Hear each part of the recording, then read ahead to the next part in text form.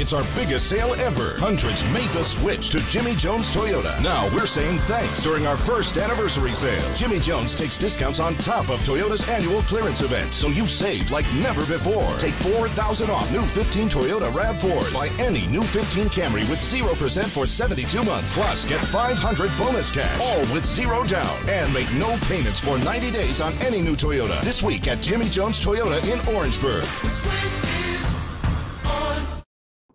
Hello and welcome to Clark's Picks, brought to you by Jimmy Jones Toyota of Orangeburg. This week we have 6 college games to pick and 8 high school games. Let's get into the college games. Presbyterian wins at Charlotte. Oregon wins at Michigan State. Tennessee wins at home against Oklahoma. South Carolina gets its first SEC win at home against Kentucky. Clemson wins at home against App State. South Carolina State shocks the world and beats number 1 Coastal Carolina at home. In the high school games, we've got Andrew Jackson Academy winning at John Paul II Catholic School. We've got Wilson Elko winning at Denmark Olar.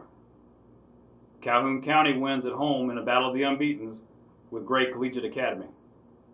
Holly Hill Academy wins against Robert E. Lee. That game's in Holly Hill. The Raiders are 2-0, and they've averaged 43.5 points per game this season. Robert E. Lee's a great challenge, but Holly Hill gets the win. Then we've got Barnwell at Bamberg Earhart. Barnwell was shut out this past week by Wilson Elko. Bamberg Earhart had the week off. The Red Raiders come back rested and rolling. They win at home. Allendale Fairfax at Edisto. Edisto got its first points of the season this past week against Hunter County Tyler. Those points will be hard to come by this week. So the Tigers win, Allendale Fairfax. Orangeburg Prep at Florence Christian.